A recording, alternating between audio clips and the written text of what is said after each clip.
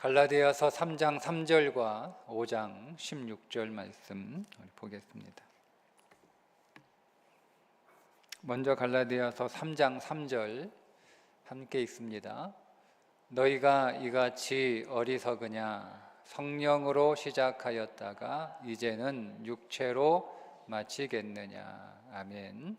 자, 5장 16절. 내가 이르노니 너희는 성령을 따라 행하라. 그리하면 육체의 욕심을 이루지 아니하리라.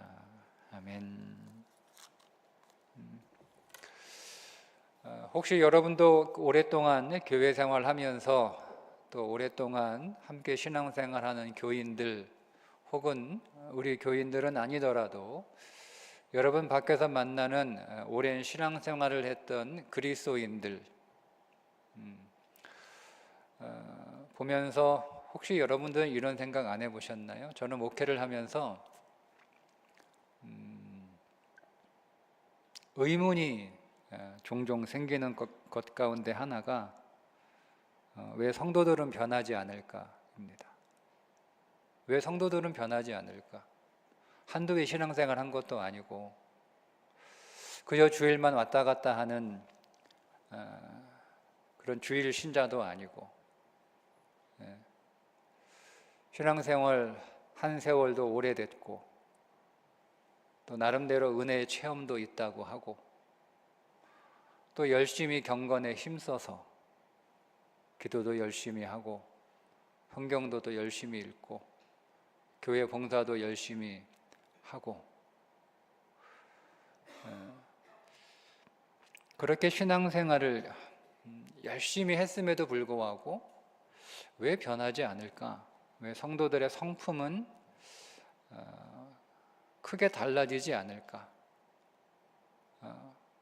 나이가 먹으면 세월에 의해서 세월이 만들어진 그런 성품 말고 믿음 안에서 만들어지는 성품이 분명히 있거든요. 근데 그게 왜 잘 안 될까? 이런 생각이 탁 들어요. 여러분 그런 생각 안 해보셨나요? 혹시 여러분은 자신을 보면서 왜 나는 왜 변하지 않을까? 여러분 이런 생각 안 해보셨나요? 네. 근데 그런 생각을 하면서 제게 더 큰 질문이 하나 있어요. 그럼 목회자들은 변하냐? 평생을 목회한 목회자들, 인생의 대부분의 시간들을 목회자들은 인생의 대부분을 빨리 시작하면 20대에 20살에 신학대학에 들어가서 신학대학 4년, 대학원 3년, 7년 동안 신학적인 트레이닝을 받고 그리고 기본적으로 최소한 전도사 생활 4년 해야 되고 그리고 빨리 목사 안수를 받는다 하더라도 10년이 넘는 세월 동안 신학적인 수련과 또 목회적인 훈련을 통해서 목사 안수를 받고 교회 현장에 나와서 어쨌든 풀타임 사역을 하게 되면 설교도 하죠. 성경도 가르치죠. 성도들은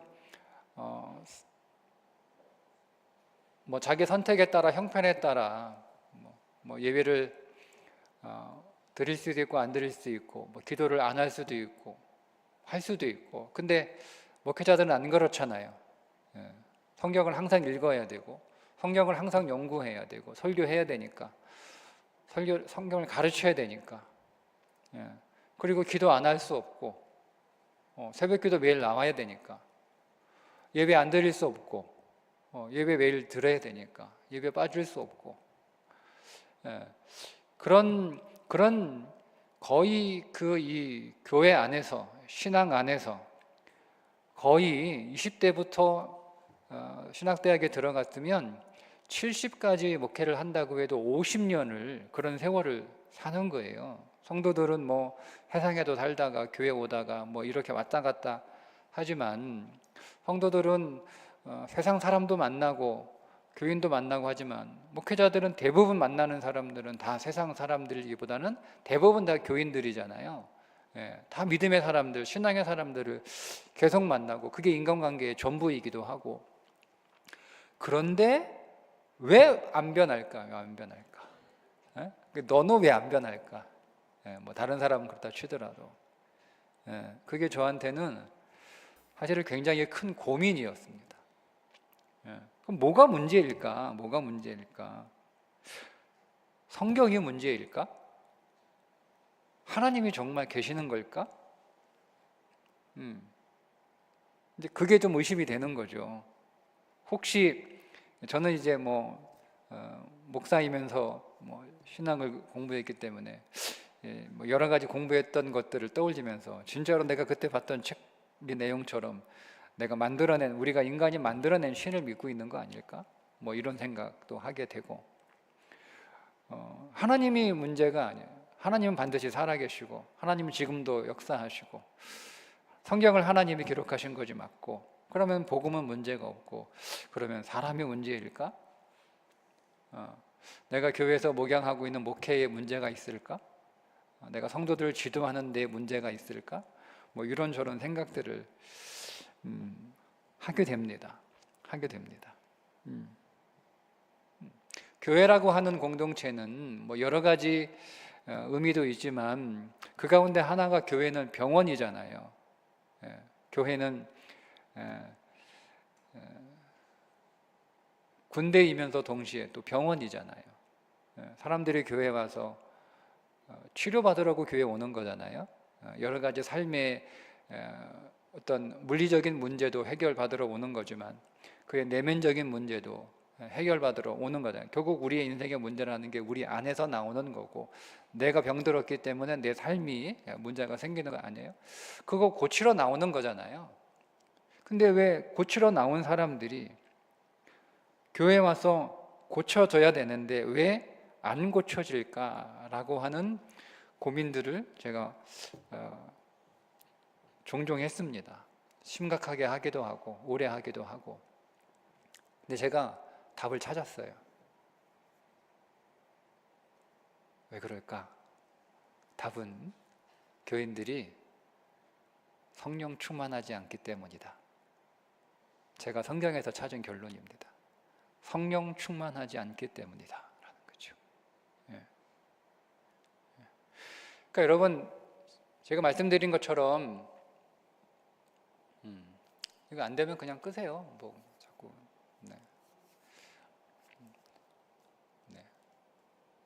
화면에 어두워 나와도 여러분들 제 얼굴 보이잖아요, 그죠?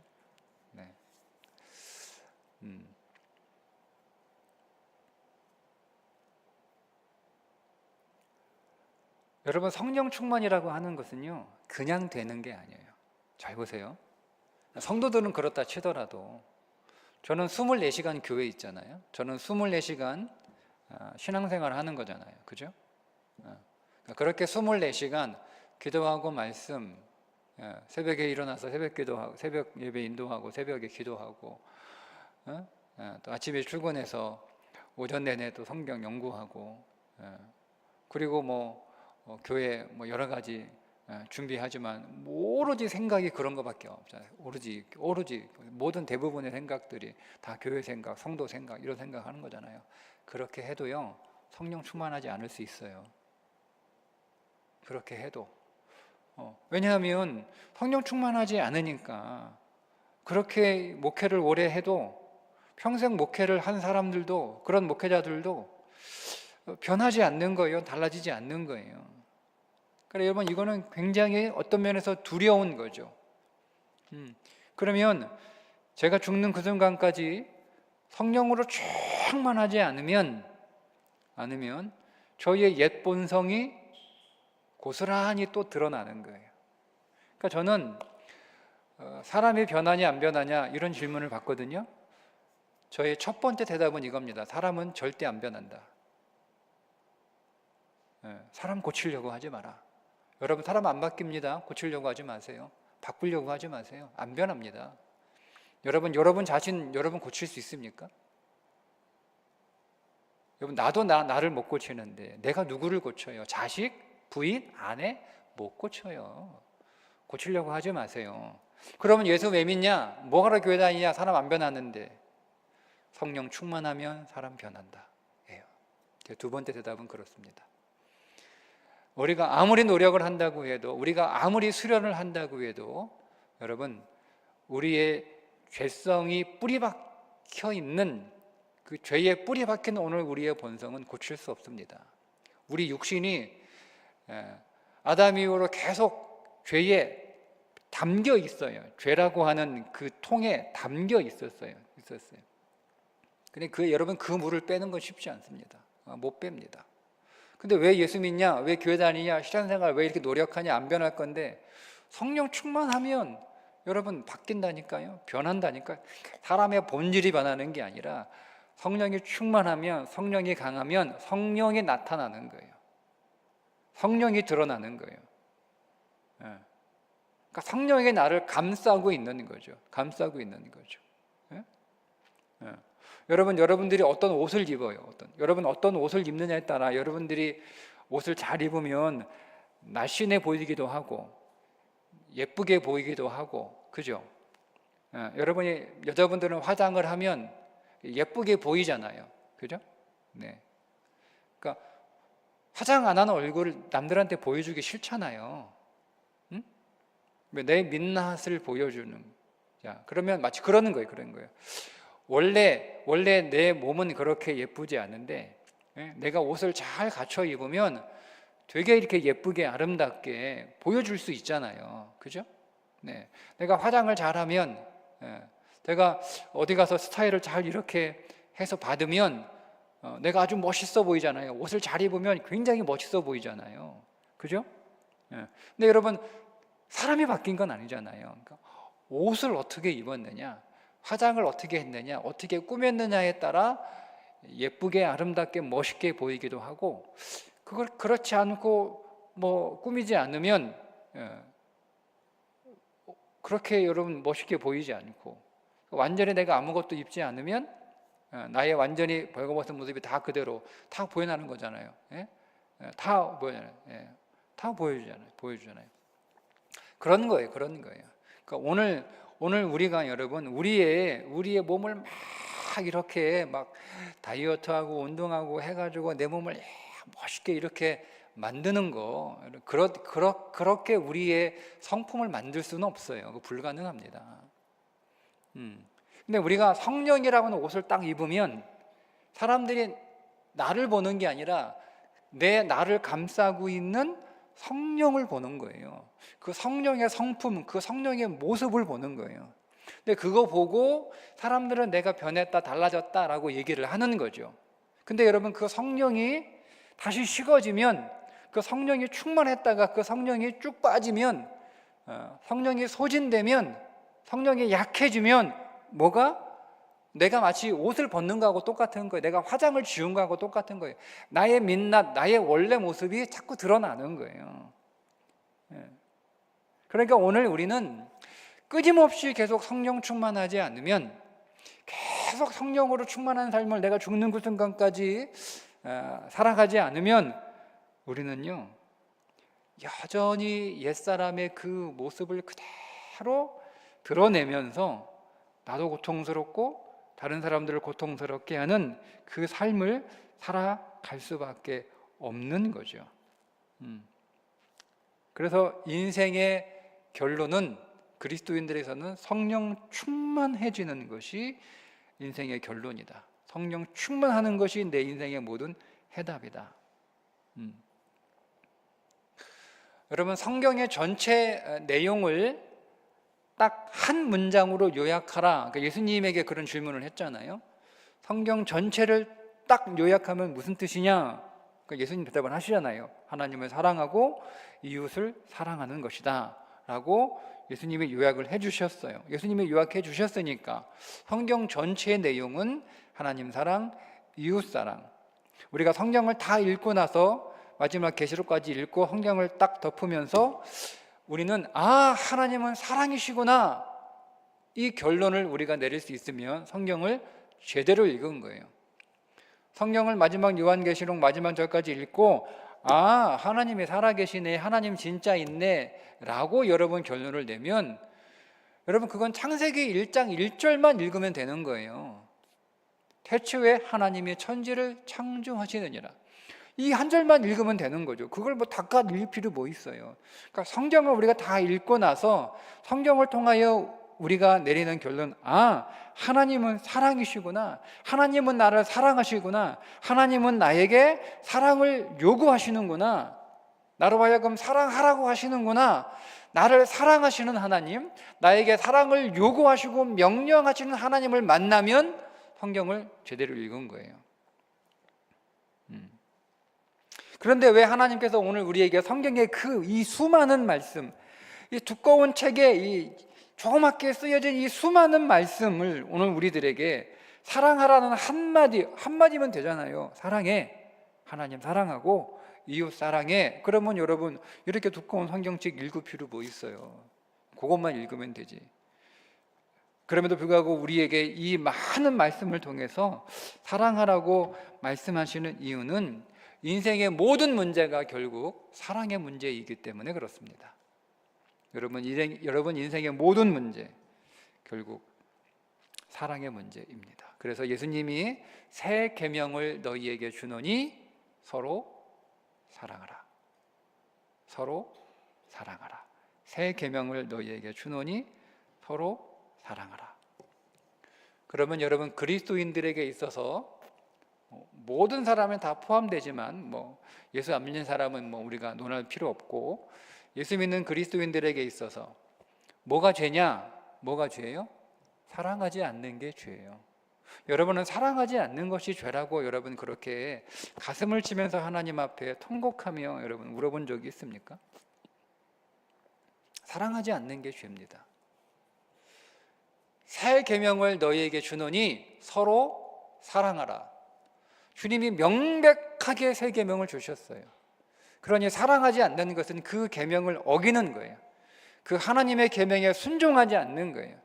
그러면 그 예수님에게 주신 그 사랑의 계명을 순종하지 않아 사랑하지 않는 것은 예수님을 대적하는 거예요.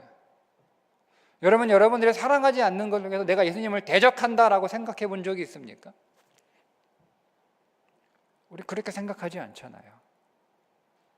사랑하지 않는 건 예수님을 대적하는 거예요. 예수님을 싫어하는 거예요, 여러분. 사랑하지 않는 게 죄예요. 여러분, 그런데 우리가 사랑을 할 수 있느냐 하는 거예요. 문제는 내가 사랑을 할 수 없다는 거죠. 내게 사랑할 수 있는 힘이 없다는 거예요. 그래서 요한복음 15장에 사랑하려면 나한테 붙어 있어라고 말씀을 하신 거예요. 그래서 그 포도나무와 가지의 말씀을 쭉 하시면서 그 말씀을 하고 사랑하라라고 말씀을 하신 거예요. 그러니까 너희가 사랑을 하려면 내게 붙어 있어야 돼. 나한테 붙어 있지 않으면, 그래서 내게 붙어 있어서 내게서 사랑의 힘을 공급받지 않으면, 사랑의 에너지가 나한테서 나가지 않으면 너희들은 사랑할 수 없어 라고 말씀을 하신 거예요. 여러분, 그러니까 뭐가 죄입니까? 예수님께 붙어 있지 않은 게 죄예요. 사랑하지 않는 것이 죄고 예수님께 붙어 있지 않는 게 죄란 말이에요. 그러면 예수님께 붙어 있는 게 뭐냐 이거죠. 어떻게 예수님에게 붙어 있죠? 우리가 예수님이 눈에 보이면 예수님 꽉 붙잡고 있으면 될 텐데, 그렇잖아요, 여러분. 예수님이 눈에 보이면 만질 수 있으면, 근데 예수님 꽉 붙잡고 있으면 되는 거잖아요. 그거 뭐 어려워요. 근데 문제는 뭐냐면 예수님이 보이지 않는 거예요. 예수님이 보여야 붙잡든 말든 하지. 예수님 꽉 붙잡고 있으면 우리가 사랑할 수 있는 힘이 생기고 그 힘으로 사랑할 수 있는데, 예수님 붙잡고 있으면 열매가 있는 삶을 살아가는데, 그러니까 열매가 없는 게 죄란 말이에요. 열매가 없는 게. 여러분, 우리는 뭔가를 나쁜 짓을 이렇게 하면 죄가 아니고요. 우리는 하지 않는 거예요. 좋은 걸 하지 않는 거예요. 사랑하지 않는 거, 예수님께 붙어 있지 않는 거, 예수님 붙잡고 있지 않는 거, 열매가 없는 거, 이게 죄란 말이에요. 근데 우리는 자꾸 뭔가를 안 하면 괜찮다라고 생각을 하죠. 미워하지 않으면, 거짓말하지 않으면, 싸우지 않으면, 도둑질하지 않으면, 속이지 않으면, 그러면 우리는 죄가 없다고 생각하는 거예요. 그런 죄는 이미 끝났다니까. 율법에서 이미 십자가에서 그건 이미 끝났어요. 지금은 주님이 오늘 우리들에게 새 계명을 너희에게 주노니 사랑하라. 내게 붙어 있어라 라는 거예요. 열매를 맺어라 이렇게 하는 거예요. 근데 열매를 맺으려면 붙어 있어야 되잖아요. 꼭 붙잡고 있어야 되잖아요. 근데 예수님이 눈에 보여야지 붙어 있든지 뭐 붙잡든지 할 거 아니에요. 예수님이 눈에 보이지 않아. 붙잡을 수도 없어. 보이지 않는데 뭐 어떻게 붙어 있어? 너희가 내 안에 내가 너희 안에, 내가 예수님 안에 거하고 예수님이 내 안에, 무슨 말인지 모르겠어. 근데 여러분 그게 뭔지 16장에 말씀하세요. 16장이 성령이에요.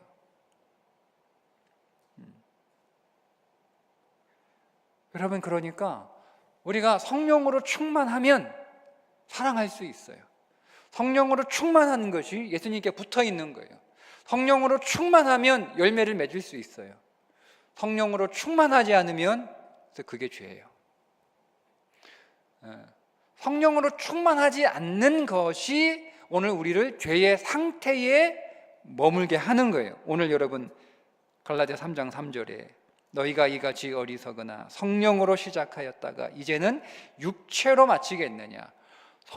처음에 성령으로 충만했는데 지금은 어떤 상태가 되냐면 성령이 사라진 거예요. 그래서 성령으로 행하지 않는 거예요. 성령으로 행하고 5장 16절에 성령을 따라 행하라. 그리하면 육체의 욕심, 이게 죄잖아요. 욕심이 잉태한 즉 죄를 낳고 죄가 장성한 즉 사망을 낳느니라. 그러니까 육체의 욕심이 죄란 말이에요. 성령을 따라 행하지 않는 것이 죄란 말이에요. 근데 처음에는 성령을 따라 살았어요. 성령으로 충만했어요, 갈라디아 교회가. 근데 지금은 어떤 이유에서 성령이 식어지고 성령이 약해지고 성령이 사라지고 성령이 소모된 거예요. 그러니까 어떻게 육체의 욕심을 따라 사는 일들이 벌어지는 거죠. 그러니까 성령 충만하지 않은 것이 죄예요. 여러분, 많은 대부분의 그리스도인들이 성령 충만을 옵션이라고 생각합니다. 있으면 좋고 없어도 상관없는 것.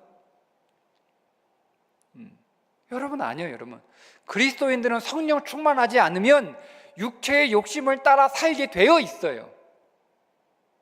즉 성령 충만하지 않으면 그리스도인들은 죄 가운데 거할 수밖에 없는 거예요. 그냥 성령 충만하지 않은 것 자체가 죄라고 그냥 보시면 정확합니다.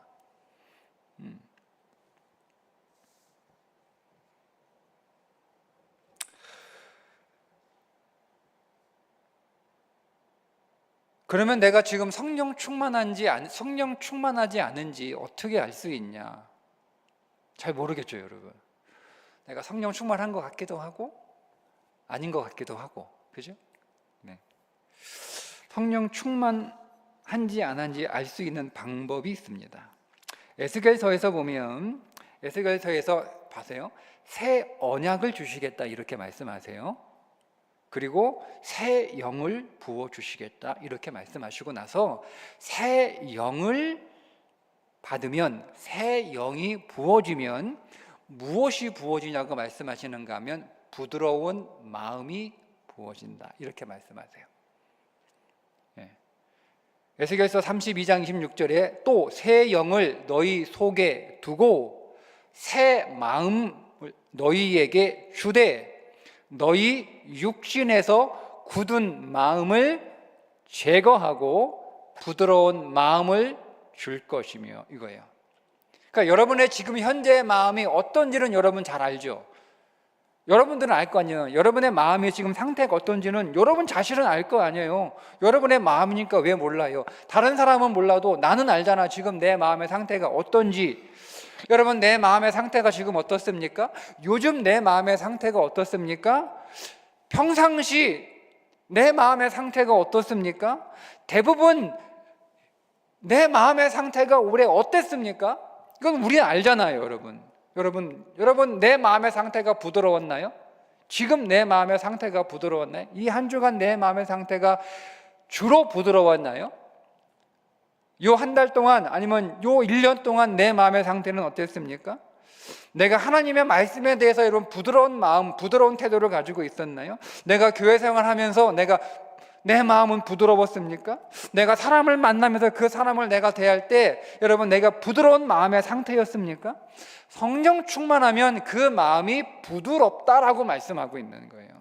그 마음이 온유하고 그 마음이 따뜻하고 성내지 않고 거칠지 않고 뾰족하지 않고 공격적이지 않고 사납지 않고, 우리는 이걸 성격의 문제라고 생각합니다. 아니요, 성령의 문제입니다. 내가 원래 성격이 뾰족해, 내가 원래 성격이 사나워, 원래 내 말이 거칠어, 내가 원래 좀 차가워. 여러분, 이걸 성격이라고 여러분 덮어버리지 마세요. 믿음의 사람은 이거를 성격의 문제로 보지 않아요. 성령의 문제로 봅니다. 내가 성령으로 충만하지 않으니까 내 뾰족한 본성이 나오는 거예요. 내가 성령으로 충만하지 않으니까 내 사나운 본성이 나오는 거예요. 내가 성령으로 충만하지 않으니까 내 상처받은 그 마음에, 그 상처받은 그 온전한 나무가 상처를 받아 꺾이면 거칠잖아요. 그게 그대로 나오는 거예요. 내가 상처받아서 그렇다? 아니요, 성령 충만하지 않기 때문에 그래요.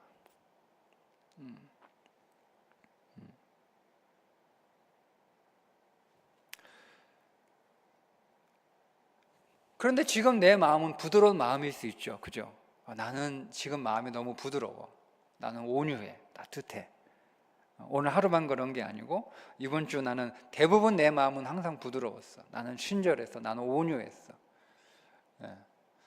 나는 올해 한 1년 동안 내 마음은 점점 부드러워졌어. 나는 점점 친절했고 점점 온유했고 점점 따뜻해졌고, 나는 점점 이렇게 모난 것들은 조금씩 다 이렇게 다루어져서 둥글둥글해져서, 여러분 그럴 수 있어요. 근데 여러분, 성령으로 계속 충만하지 않으면 그 부드러운 심령을 여러분 유지할 수 없습니다.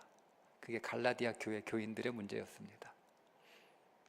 갈라디아 교회 교인들, 오늘 갈라디아를 읽어보면 갈라디아 교회 교인들이 변했다고 나와요.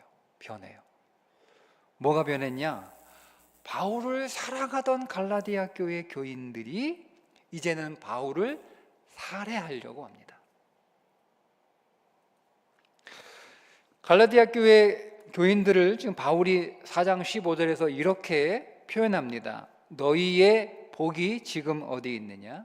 내가 너희에게 증언하노니 너희가 과거에 할 수만 있었더라면 너희의 눈이라도 빼어 내게 주었으리라. 근데 변했다는 거예요.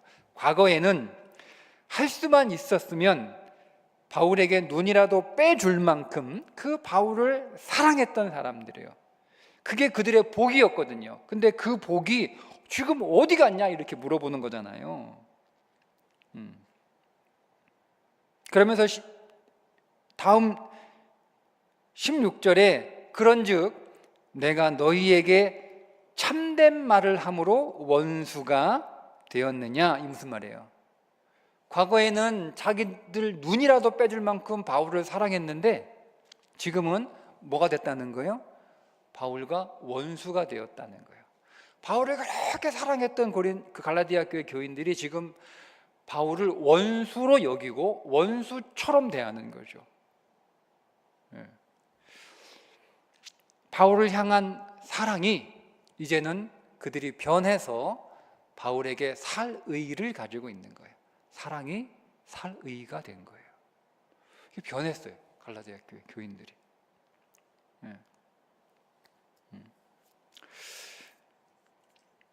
여러분 4장 13절 그 앞절에 보면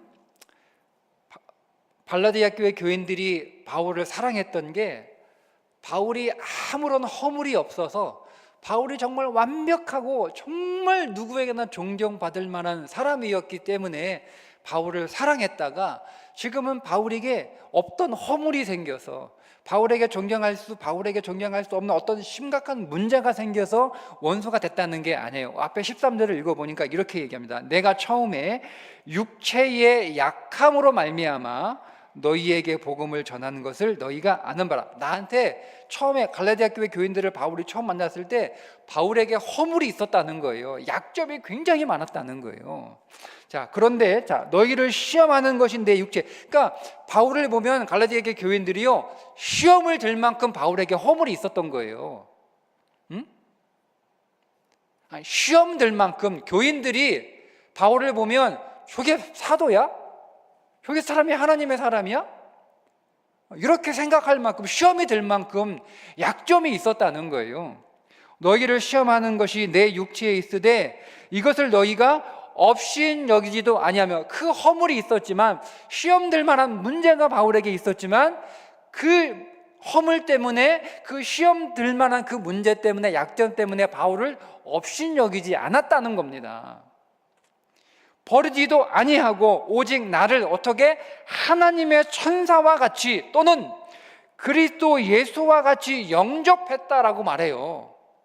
바울이 갈라디아 교회 가서 복음을 전하고 가르칠 때 바울이 막 굉장히 허물도 없고 흠도 없고 완벽하고 온전하고 존경받을 만하고 와, 이런 사람이 아닌 거예요.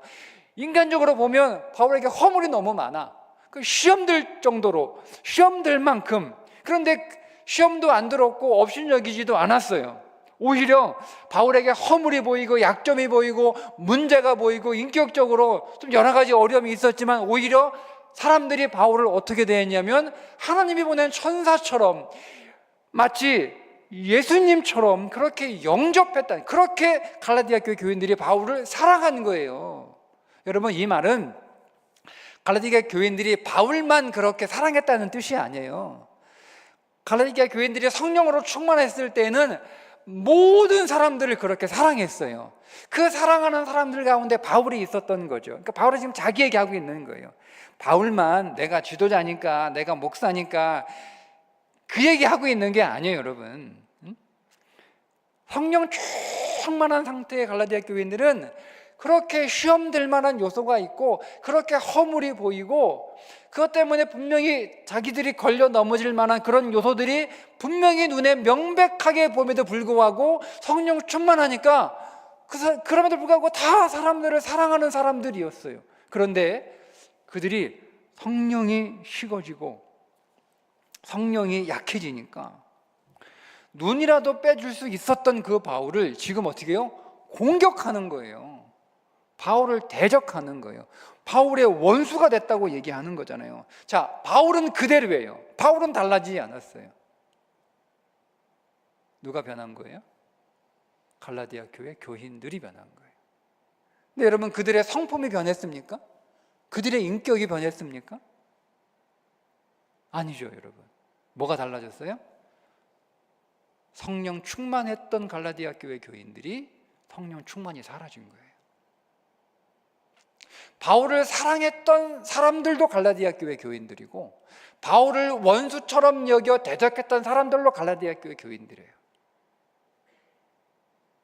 바울은 자기가 사랑을 받을 때도 허물이 있었고 지금 원수로 공격을 받을 때도 허물이 있는 거예요.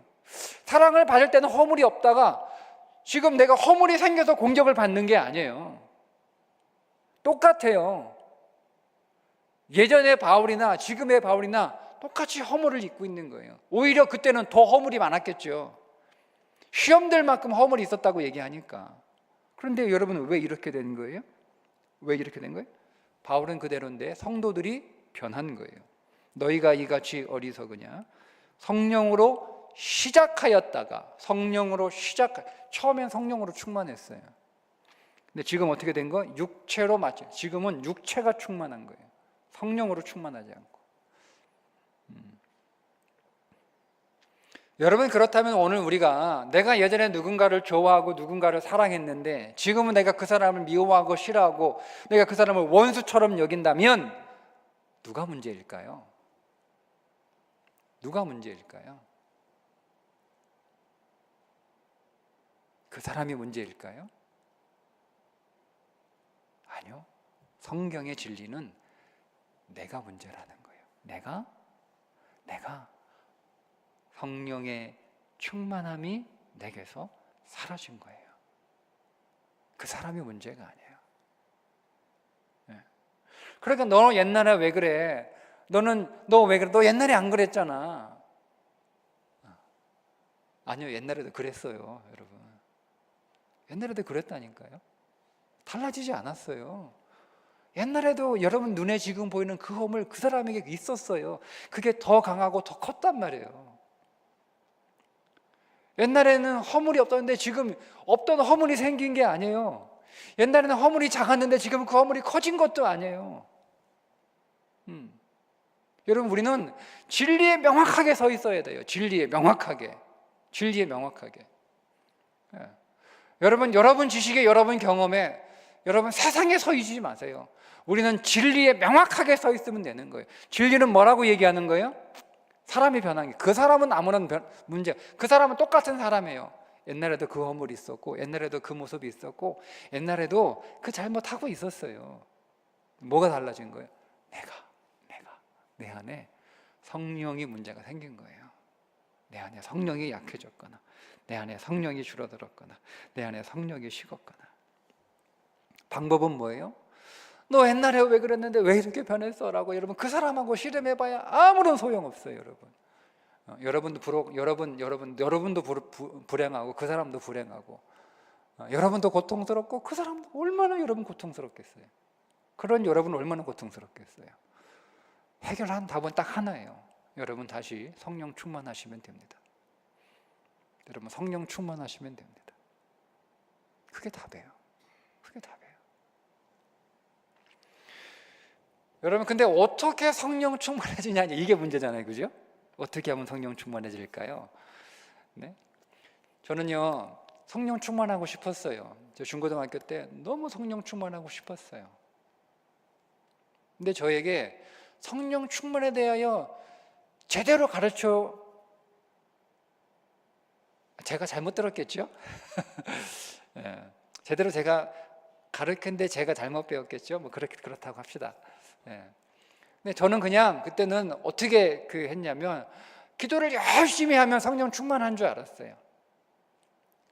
예. 제가 심지어 대학 다닐 때도 성령 충만하고 싶었어요. 저는 제가 금식 기도하면 성령 충만해질 줄 알았어요. 제가 한 100일 한 1000일 이렇게 내가 꾸준히 하나님 앞에 시간을 정해놓고 그렇게 내가 기도하면 성령 충만하게 되는 줄 알았어요. 뜨겁게 기도하면, 목이 쉬도록 그렇게 막 기도하면 성령 충만해지는 줄 알았어요. 근데 여러분, 성경은 네가 100일 금식 기도하면, 1000일 기도하면, 목이 쉬도록 기도하면, 나무 뿌리 뽑으면, 우리 그런 얘기 들었어요. 산에 가서 나무 뿌리 오늘 하나 뽑아라. 그 나무 뿌리 다 붙잡고 손이 부르트도록 기도하면 성령 충만해진대. 그런 줄 알았어요. 근데 성경에 기도원 올라가서 산에 가서 나무 붙잡고 기도하면 성령 충만해진다는 말 없어요, 성경에. 근데 성경에 성령 충만한 방법이 딱 정확하게 기록되어 있어요. 여러분, 예수님이 성령을 뭐라고 불렀죠? 진리의 영이라. 예수님이 성령에 대해 붙여준 별명이에요. 예수님은 그는 곧 진리의 영이라. 성령은 진리의 영입니다. 성령 충만한 비결은, 그래서 여러분들이 복음을 회복하지 않으면, 여러분들이 말씀의 사람, 성경의 사람이 되지 않으면 성령 충만할 수 없습니다. 갈라디아 교인들이 여러분 왜 성령이 약해졌을까요? 왜? 바울이 얘기하죠. 너희 가운데 다른 복음이 들어왔다는 거예요. 가짜 복음이 들어왔다는 거예요. 여러분, 여러분들이 믿고 있는 복음은 진짜 맞습니까? 맞습니까?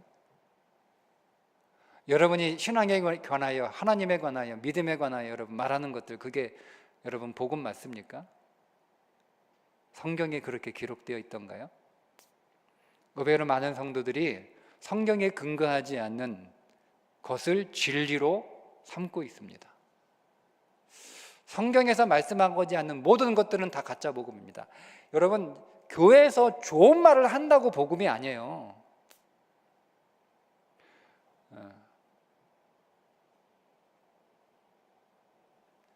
말이 되는 말을 한다고 여러분 그게 복음이 아니에요. 여러분 이제 속지 마세요.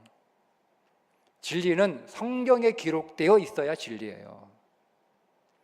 그러니까 여러분 오늘 바울이 그래서 바울이 뭐라고 얘기하냐면 갈라디아 교인들에게 뭐라고 얘기하냐면, 나의 자녀들아 너희 속에 그리스도의 형상이 이루기까지 다시 너희를 위하여 해산하는 수고를 한다라는 거예요. 그 말은 다시 복음을 가르치겠다는 거예요.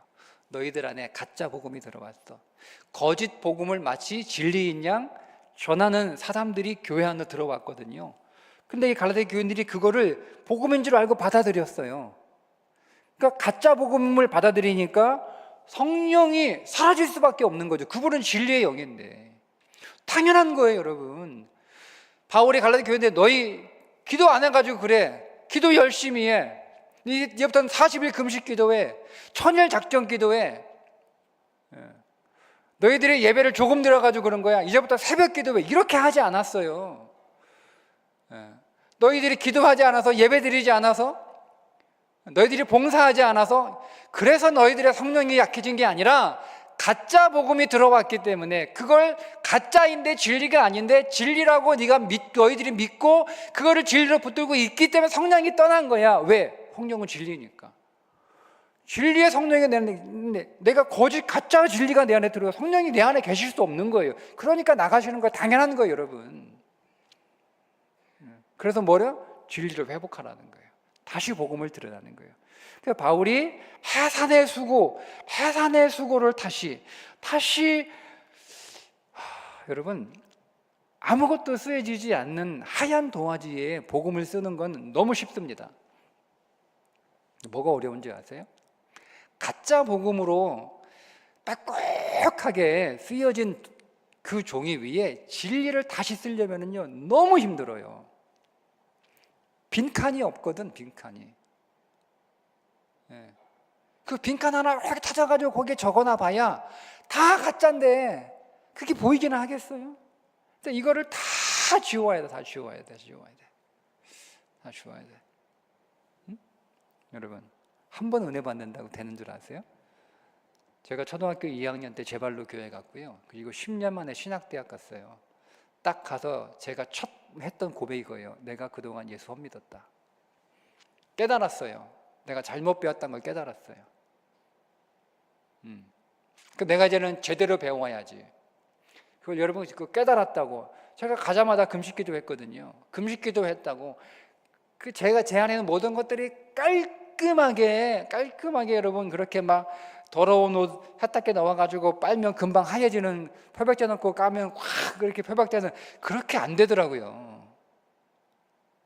그거 지우는데 10년, 다시 쓰는데 10년, 20년 걸렸어요. 여러분 쉽게 되지 않아요. 그래서 해산의 수고라고 하는 거예요. 여러분이 그런 수고 해야 되는 거예요. 여러분 정말 성령 충만하고 싶으면 여러분이 그런 수고를 하셔야 되는 거예요. 설렁설렁 여러분 교회 생활 하셔가지고는 성령 충만할 수 없어요. 진리에 대해서 여러분 말씀 얼마나 사랑하십니까? 여러분 성경 얼마나 사랑하십니까? 정말 여러분 말씀을 사모하고, 정말 여러분 성경을 사모하고 성경 배우기를 원하고 말씀의 사람이 되고 간절합니까? 해산의 수고처럼.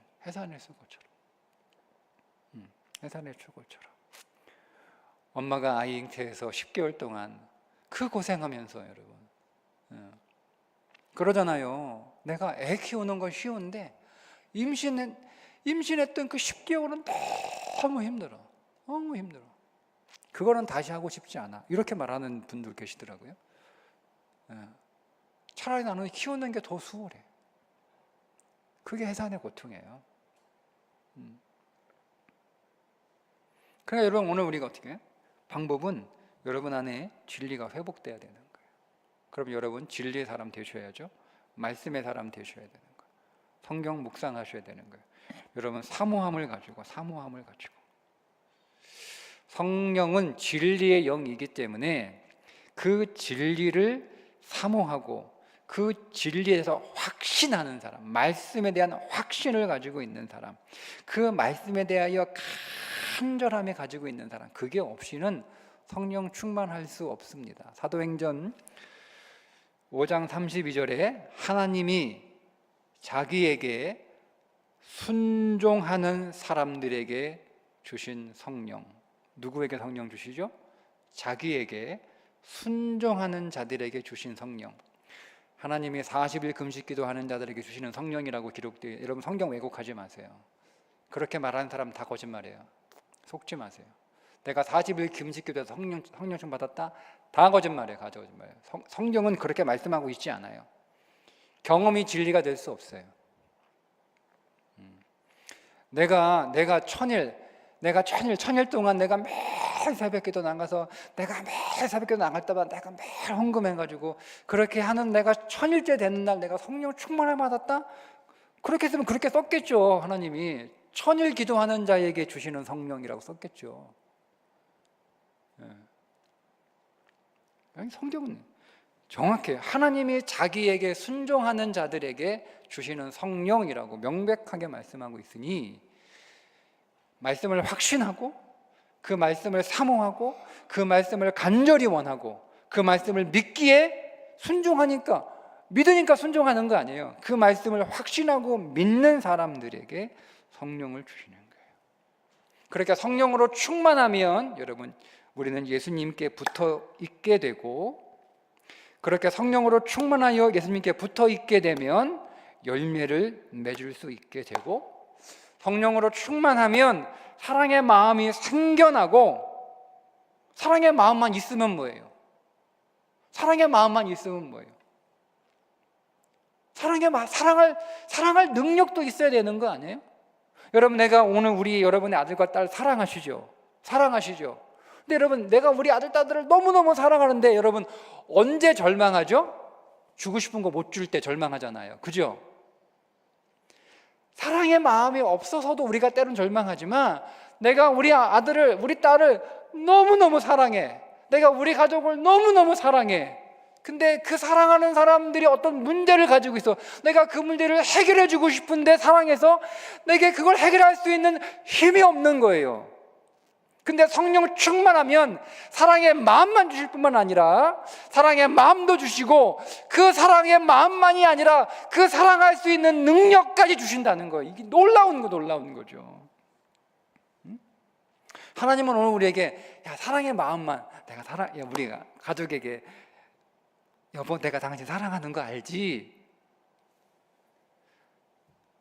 하나님 그거 싫어해요. 하나님 그거 말만 하는 거. 너희 중에 누구든지 그에게 이르되 평안히 가라, 덥게 하라, 배부르게 하라. 내가 너무 사랑해. 여보 편안히 있어. 여보 마음 편안히 있어. 여보 걱정하지 마. 여러분 이렇게 말만 하면 싫어요. 배부르게 하라 하며 그 몸에 쓸 것을 주지 아니하면 무슨 유익이 있어요? 하나님이 싫어한단 말이에요. 여러분 저는 이게 놀라운 거예요. 하나님이 내게 사랑의 성령 충만하여 하나님이 내게 사랑의 마음도 주시고 사랑할 수 있도록 그 사람의 필요도 채워주시는 쓸 것을 주신다는 거예요. 그 쓸 것을 공급하는 능력을 내게 주신다는 거예요. 여러분 이게 얼마나 놀랍지 않습니까? 그리고 성령 충만해야겠죠. 성령 충만하면 되는 거예요, 여러분. 성령 충만하면 우리 자녀에게 어떤 결핍이 있어요. 내가 그거 주고 싶잖아요. 줄 수 있도록 하나님이 내게 그 능력을 주신다는 거예요. 여러분 그래서 성령 충만해야 됩니다. 여러분 오늘 우리 자녀들에게 여러분 공부 잘하게 능력 있고 실력 있고 재능 있고 여러분 그렇게 해주고 싶잖아요. 여러분 학원 열심히 보내는 그 열심과 그 정성으로 자녀들의 성령 충만을 위해서 기도하십시오. 자녀들 말씀 가르치세요. 성령 충만하라 말만 하고 성경 안 읽혀. 교회 와서 성경 배우는 거 그거 예배 끝나면 빨리 집에 와. 여러분 다 미선자예요. 여러분이 정말 자녀에게 원하는 건 성령 충만이 아니라는 거예요. 그런 부분 되지 마세요. 여러분 성령 충만하면 여러분들이 여러분 자녀들에게 주고 싶은 거 여러분은 줄 수 없지만 다 가져갈 수 있어요. 성령 충만하면 지혜도 생기고요, 지식도 생기고요, 재능도 생기고요, 여러분 실력도 생기고요. 그거 가지고 우리 자녀들이 세상을 사랑하는 거예요. 세상 사람들을. 뭐 그리스도인들이 말로만 사랑해, 말로만 해. 능력이 하나도 없어. 하나님 그거 원하지 않는다니까요. 욕만 먹는 거지. 쟤들은 그냥 입으로만 사랑한대. 하나도 안 도와줘. 사랑한다고 해놓고. 아니요, 여러분.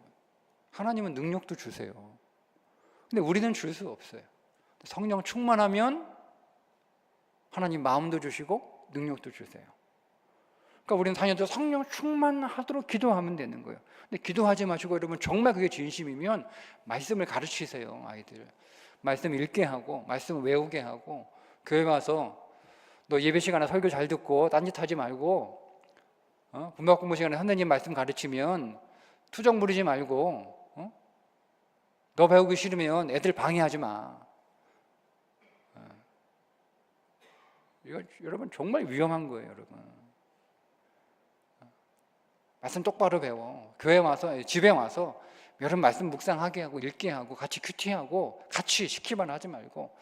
그래서 여러분의 가정이 말씀의 가정으로 여러분 그렇게 회복하세요. 여러분의 가정이 성령 충만한 가정으로 회복하세요, 여러분. 놀라운 하나님의 복이 약속되어 있지 않습니까? 그럼 우리는 서로 사랑할 수 있고 우리의 가정이 세상을 사랑하는 능력 있는 가정이 되고 우리 교회가 사랑이 충만한 성령이 충만한 세상을 사랑하는 그런 여러분 교회가 될 수 있고 오늘 2024년 마지막 여러분 잘 오셨어요. 잘 오셨어요. 여러분 오늘 이 말씀 꼭 기억하세요. 여러분 꼭 새기시오. 희미해지면 오늘 설교 다시 들으세요. 몇 번이고 들으세요. 성령 충만해야 된다. 성령 충만해야 된다. 성령 충만, 말씀 충만해야 된다. 내 안에 진리가 있어야 되는 거야. 진리가. 진리로 충만해야 돼. 내가 복음의 사람, 성경의 사람이 돼야 되는 거야. 여러분 오늘 우리 자녀들에게 왜 성령 충만해야 돼? 왜 말씀으로 충만해야 돼?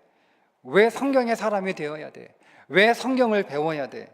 왜 성경을 암송해야 돼? 왜 성경을 읽어야 돼? 왜 큐티해야 돼? 하나님이 여러분 사울을 왜 버렸어요? 사울이 무슨 죄를 지었다고 하나님이 사울을 버렸어요? 성경은 사울이 너 다윗 왜 미워했어? 너 왜 골리앗 앞에 가지고 쩔쩔맸어 왕이? 여러분 그래가지고 사울을 버린 게 아니에요. 왕이 여호와의 말씀을 버렸으므로 하나님도 왕을 버려 이렇게 나와요. 하나님이 사울을 버린 건 사울이 하나님의 말씀을 버렸기 때문에요. 사울이 하나님의 말씀의 사람이 아니었기 때문에 하나님이 사울을 버리신 거예요.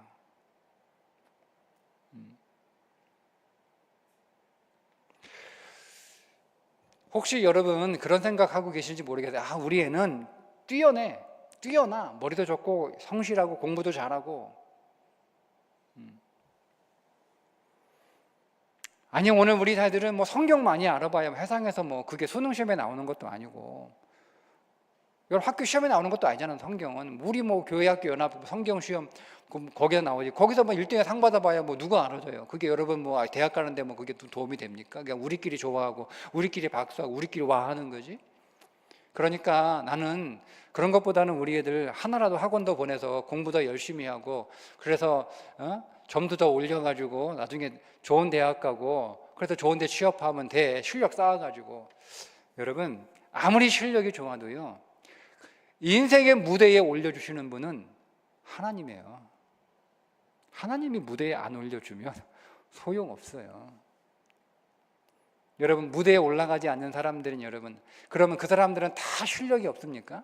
아니에요 여러분. 한국의 최고의 대학을 나오고요 최고의 성적을 가지고 있고 최고의 머리를 가지고 있고 여러분 그래도 무대에 올라가지 못해서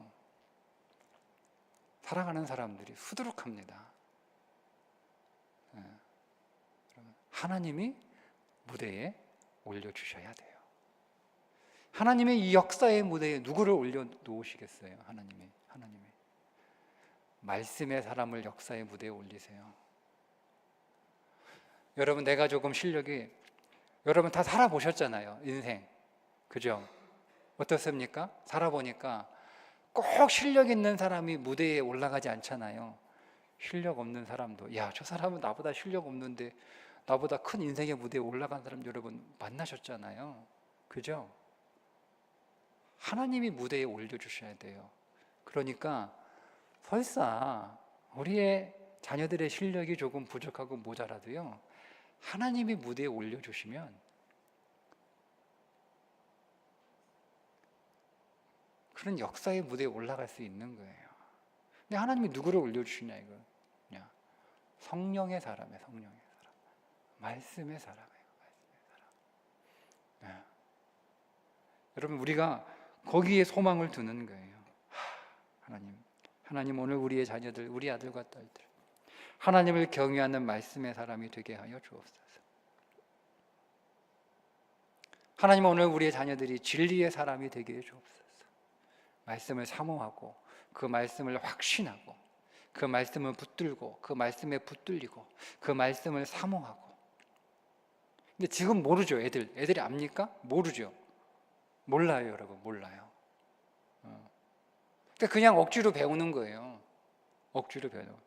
저도 그냥 선생님들이 앉아 있으라고 그러니까 앉아 있는 거고, 외우라고 그러니까 외운 거고, 읽어오라고 하니까 읽는 거고.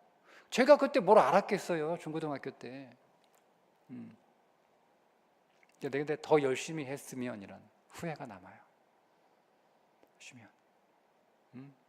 나를 좀 더 호되게 말씀을 훈련시켜 줬으면. 좀 아쉬워요.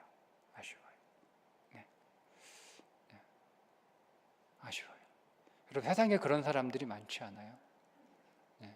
제가 신학대학 가서 되게 좋은 선배들이 있었는데, 좋은 선배들을 만나서 제가 신학 수련을 잘 이렇게 받을 수 있었어요. 근데 한 가지 아쉬운 거 있다면, 저에게 성경을 읽으라고 했던 선배는 없었어요. 성경 외워라, 영어 단어 외우라고 그렇게 막 구박하고, 기숙사에 있는 4학년 형이 영어 단어 못 외우면 맨날 하루에 100개씩 시험 봐가지고 하나 틀리면 벌금 내는 거, 벌금. 그런 선배들은 있었어요. 신학책 읽어라, 공부해라, 이런 선배들은 있었어요.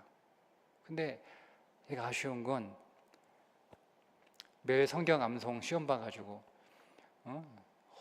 나를 혼냈던 선배가 있었으면, 성경을 읽으라고 그렇게 호되게 나를 훈련시킨 선배를 내가 만났다면